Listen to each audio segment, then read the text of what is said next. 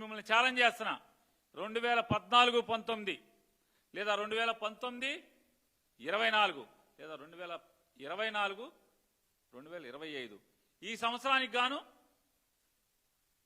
Net sustainability ఏంటి, ఎవడి ప్రతాపం ఏంటి, ఎవడి స్థితిగతులు ఏంటి, మా పరిస్థితి ఏంటి, లేదా మీ డొల్లతనమా, లేదా మాది డొల్లతనమా, మీది గొప్పతనమా ఛాలెంజ్ చేస్తున్నాం. చంద్రబాబు నాయుడు గారు వస్తారా, లోకేష్ నాయుడు గారు వస్తారా? చర్చకి రండి. మీరు ఒక సంవత్సరానికి ఈ ఒక సంవత్సరంలో పాపం ఎవరిది? మీది. 2014-19 మధ్యలో పరిమితులకు మించి పరిమితులు దాటి హద్దు లేకుండా చేసిన అప్పుని సరిదిద్దే క్రమంలో చేసినటువంటి నెట్ బారోయింగ్ సీలింగ్ అంటే రిడక్షన్ ఫ్రమ్ ఎన్బిసి అనే ఒక సర్దుబాటు. ఈ సర్దుబాటు మూలంగా మీరు చేసినటువంటి పాపాల్లో ఉన్నటువంటి 17,000 కోట్ల రూపాయలని పరిమితికి మించి చేసిన అప్పుని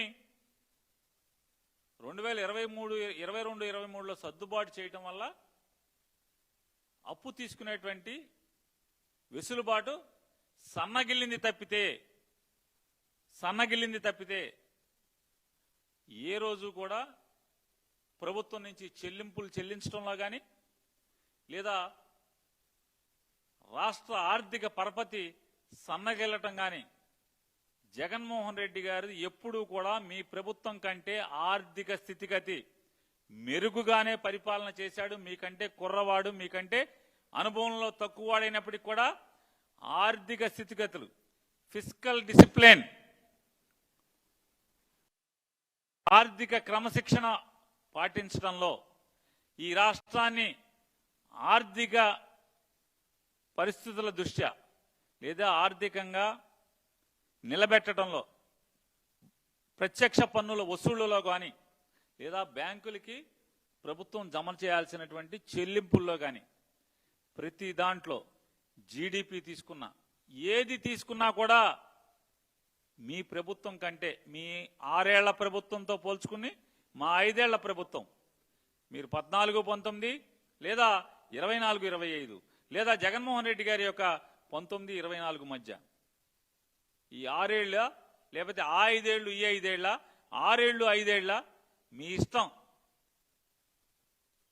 అంతేగాని మీకు ఎదురు చెప్పని మనుషుల్ని ముందు పెట్టుకుని మిమ్మల్ని ప్రశ్నించేవాడు ఎవడో కూడా ఆ పందిడిలో లేకుండా చేసుకుని నోటికొచ్చిన అసత్యాలు, తండ్రి 420 కొడుకు 840 అసత్యాలు చెప్పినంత మాత్రాన ఈ రాష్ట్రంలో ఉన్నటువంటి ఆర్థిక స్థితిగతులు జరిగినటువంటి ఆర్థిక రికార్డులయ్యి కూడా గాలిలో కలిసే రికార్డులు కాదు. ప్రతిదీ కూడా పుస్తకాల్లో నిక్షిప్తమై ఉన్నది. తెలుసుకుంటే మంచిదని చెప్పని ఎంతసేపు జగన్మోహన్ రెడ్డి గారి మీద బురదేసే కార్యక్రమం. నిన్న పచ్చిగా ఎంత దగాకోరుగా నిన్న మాట్లాడతారు. లోకేష్ గారు మాట్లాడతారు, చంద్రబాబు నాయుడు గారు మాట్లాడతారు. ఎన్నికల ముందు 14 లక్షల కోట్లు అప్పు తెచ్చాడు జగన్మోహన్ రెడ్డి గారు అని చెప్పారు. అసలు ఆర్థిక స్థితిగతులు మీరు అసెంబ్లీలో ఇచ్చారు. మీ ఆర్థిక మంత్రి అసెంబ్లీలో తన నోటితో చదివాడు. ఇది రికార్డులో ఉంది. ఏముంది? 2014 సంవత్సరానికి అంటే ఆంధ్రప్రదేశ్ రాష్ట్రం విడి తెలంగాణ ఆంధ్రప్రదేశ్ కింద అవిభాజ్య రాష్ట్రం నుంచి విభజిత రాష్ట్రంగా ఆంధ్రప్రదేశ్గా ఉండేప్పటికీ 1,40,717 కోట్ల రూపాయలు మొత్తం అప్పుగా ఉంటే 2019 మార్చి 31 నాటికి ఈ రాష్ట్రం యొక్క అప్పు 3,90,247 కోట్లు.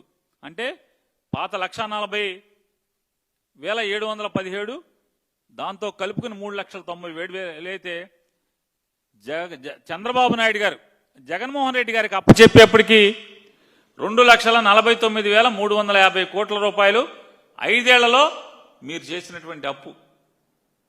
మరి ఎంత శాతం పెంచారు అప్పు? 1,40,000 కోట్ల రూపాయల నుంచి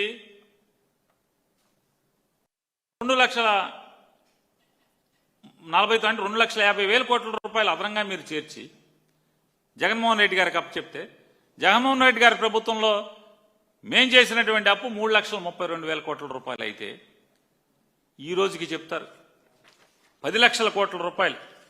సిగ్గు ఎగ్గు అనేది లేకుండా నిజంగా భగవంతుడు సిగ్గు కూడా పెట్టలేని పరిస్థితి వీళ్ళకి, ఇన్ని అబద్ధాలు ఆడటానికి. ఇవాళ నేను రాస్తారు, created a burden of 10 lakh crore debt. ఇంత దిక్కుమాలిన రాజకీయ జీవితం కావాలా మీకు? ఇవాళ ఇది రికార్డు, ఇది ఆర్థిక శాఖ రికార్డులు ఉన్నాయి. ఇవాళ మీరు జగన్మోహన్ రెడ్డి గారి దగ్గర నుంచి మీరు పగ్గాలు చేపట్టిన తర్వాత మీరు ఇప్పటికీ 1,61,000 కోట్ల రూపాయలు ఎంతో మీరు చేసినటువంటి నిర్వాకం. అంటే మేము మీకు అప్పచెప్పేప్పటికీ మేం చేసిన అప్పు 3,32,000 కోట్ల రూపాయలు 5 ఏళ్లలో. ఈ 5 ఏళ్లలో మేము చేసింది 3,32,000 కోట్ల రూపాయలు అప్పు అయితే అన్ని కార్పొరేషన్లకు కానీ సరాసరి ప్రభుత్వం కానీ అన్నీ కలిపి చేసినటువంటి అప్పు 3,32,000 కోట్ల రూపాయలు అయితే రాష్ట్ర ప్రభుత్వం అంటే ఆంధ్రప్రదేశ్ రాష్ట్రం ఏర్పడిన దగ్గర నుంచి ఇప్పటి వరకు ఉన్నటువంటి అప్పు 7,21,918 కోట్ల రూపాయలు అని చెప్పని మీరేమో అసెంబ్లీలో పొద్దుల్లో చెప్తారు. రికార్డుల్లో ఉంటుంది ఇది. ఆర్థిక శాఖ పుస్తకాల్లో ఈ ఆంధ్రప్రదేశ్ రాష్ట్రానికి జగన్మోహన్ రెడ్డి గారు ముఖ్యమంత్రిగా దిగి చంద్రబాబు నాయుడు గారు మళ్లీ ఎక్కేప్పటికి 2024 సంవత్సరానికి 7,21,918 కోట్ల రూపాయలు అప్పని మీరే చెప్తారు. ఇవాళ 10 లక్షల కోట్ల రూపాయలు ఒక్క జగన్మోహన్ రెడ్డి గారు 5 ఏళ్లలో 10 లక్షల కోట్లు చేశారని చెప్తారు. ఇంత దగా మాటలు, విషం చిమ్మే మాటలు, అసత్యాలు అధికారికంగా అచ్చేసి పుస్తకం. మరి దీని మీద ఆంధ్రప్రదేశ్ రాష్ట్ర రాజ్యముద్రేసి ఇటువంటి తప్పుడు అసత్యాలని దీంట్లో వచ్చేసి పంచిపెట్టేటువంటి బరితెగింపు మీకు తండ్రి కొడుకులకు కాకపోతే ఎవడికొచ్చిందంటని ఇంత పచ్చిగా ఇంత బరితెగింపుగా అసెంబ్లీలో ఒక మాట, బయట బజారుకెక్కి ఈ రకంగా తప్పుడు మాటలు, రికార్డులు తప్పుడు రాసేటువంటి, తప్పుడు రికార్డులు చూపించేటువంటి దౌర్భాగ్యం ఎవరికి ఉందా అంటే మీ ప్రభుత్వానికే ఉంది. ఇవాళ దీంట్లో రాస్తాడు,